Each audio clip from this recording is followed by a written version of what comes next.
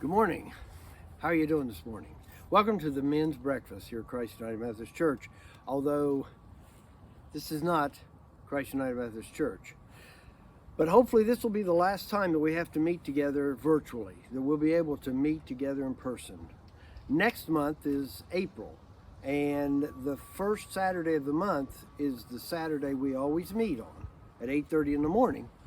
And next month, the Saturday that we are scheduled to meet is the Saturday before Easter. So it would be really nice if we could all meet together in person, but we'll just have to see how that goes. But you hang in there with us. I'm glad you've joined us this morning. Hope you got some breakfast. Either have already eaten or got you something to eat, and you're all ready to just sit back and think of something. And I've got something for you to think about. How many of you like to fish? Let me see your hands. Don't you like to fish? Raise your hand. Okay. If you don't, that's okay. But yeah, let's see how many of you like to fish. All right. You know, there's a difference between fishing and catching fish. It's not just semantics. There is actually a difference, because when you're fishing, it's an enjoyable pastime. There's an art to it. And it's relaxing. You may catch something, you may not, but you're fishing. So when you come home, you've accomplished what you set out to do. You went fishing. That's what I like to do.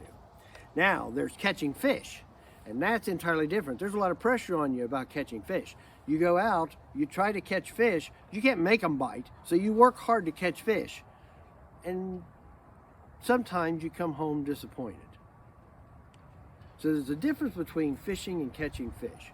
There's an interesting quote here on the back of this magazine I want to share with you. It says, "The charm of fishing is that it is the pursuit of what is elusive but attainable, a perpetual series of occasions for hope." That's from John Buchan.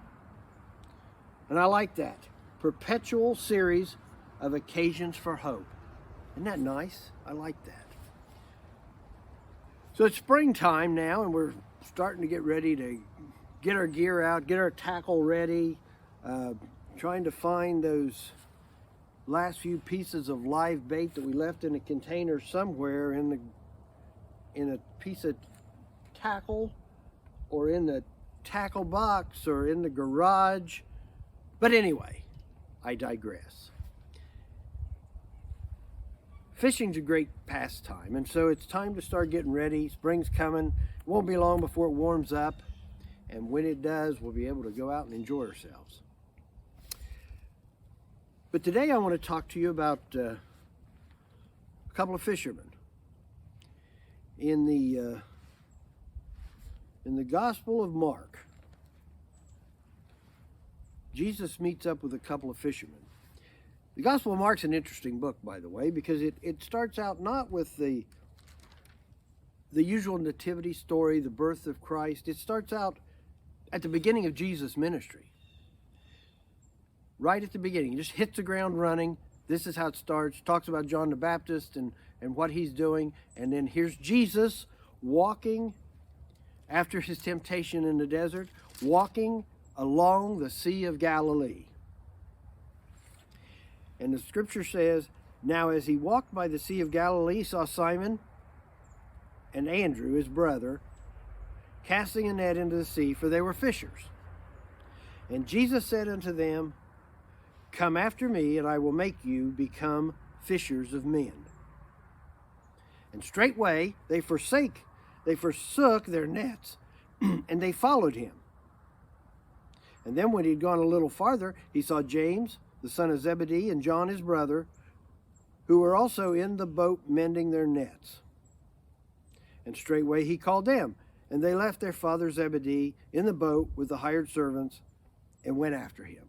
So here's Jesus walking by the Sea of Galilee. And in New Testament times, a lot of the ministry of Jesus took place in Capernaum and around the Sea of Galilee. There was a lot of fishermen.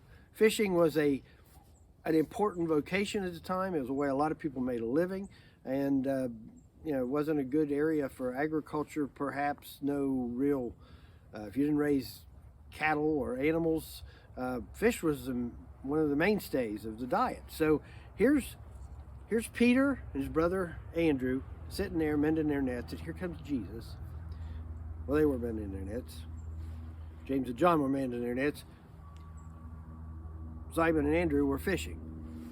Jesus comes and he says, "Come after me, and I will make you fishers of men."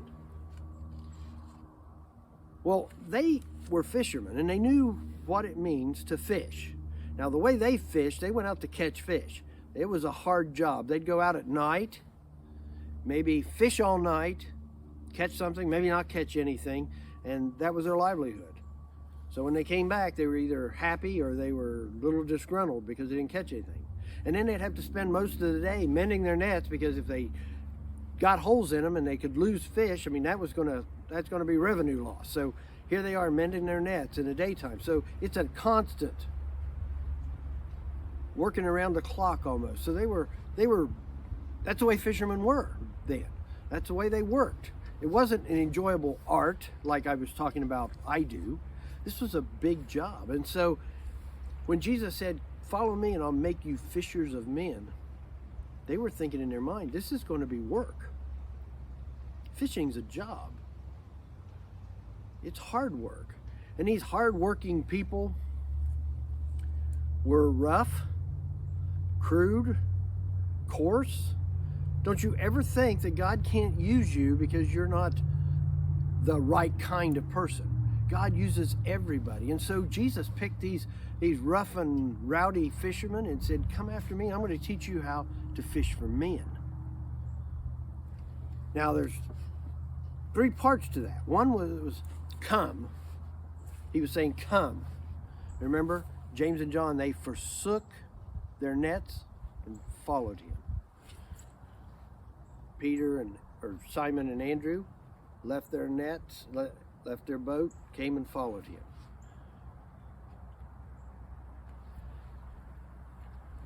They came to become 2 fishers of men. They were taking on a job. And then 3, Jesus was giving them a mission assignment. You're going to become fishers of men.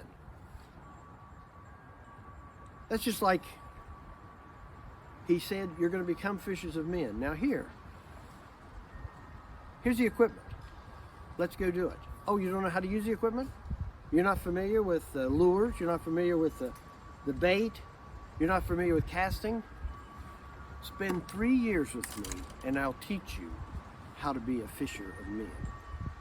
And that's what he did. And so they became fishers of men. Now how do we become fishers of men? Same way. First of all, you've got to come to him. Secondly, you've got to realize that it's a calling, it's a job, it's a vocation. And thirdly, we've got to learn how to use the equipment. We've got to learn how to be the people Jesus calls us to be, how we can be fishers of men. Now remember earlier I said when you're trying to catch fish, you can't make the fish bite. Well, when you're fishing for men, you can't make them bite either. But you can love people. You can share the love of Jesus. You can show them Jesus through your life. You can open up the scriptures to them. Now maybe they'll bite, maybe they won't. Maybe they'll get hooked and you'll lose them on bringing them in. But all we're called to do is to become fishers of men. We're called to fish, not necessarily catch. We do the fishing, Jesus does the catching.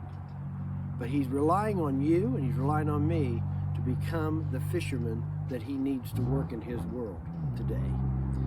And it's important that we get about doing our Father's business as soon as possible. Everybody needs to know about Jesus. And it's becoming markedly important that people come back to God. We've gotten a little way off kilter, and we need to bring people back. And the only way they're going to find out is that we show them Jesus in this book, in our lives. And so, as men of the church, It's our calling, it's our vocation to take on that job and become fishers of men. Go out there, cast your lines, throw out your lures, throw your nets out, and maybe we'll catch something. But you'll never catch anything if you don't try. I can clean all this gear up. I can have all this fancy equipment. Boy, standing here about 5 miles away from the nearest water, I'm not going to catch a thing. So we need to go where the fish are, and you know where that is. That's where you go every day. You go to work, you go to the store, you go to school, you go to PTA meetings, you go to basketball games, you go to baseball games, you play golf. We're around people all the time. We're wading out there in the lake, in the stream, where the fish are. It's time to start throwing that net out there. You don't go out there and try to club fish while they're swimming through the water. With some finesse, you cast the line out. You share the love of Jesus. Be subtle. Be loving. Don't be threatening. Show them that Jesus cares for them. And you never know, you might hook the big one. So until we meet again, you have a great Saturday, and we'll keep you informed on what's going to happen next month. But thanks again for joining the Men's Meet and Eat group. See you later.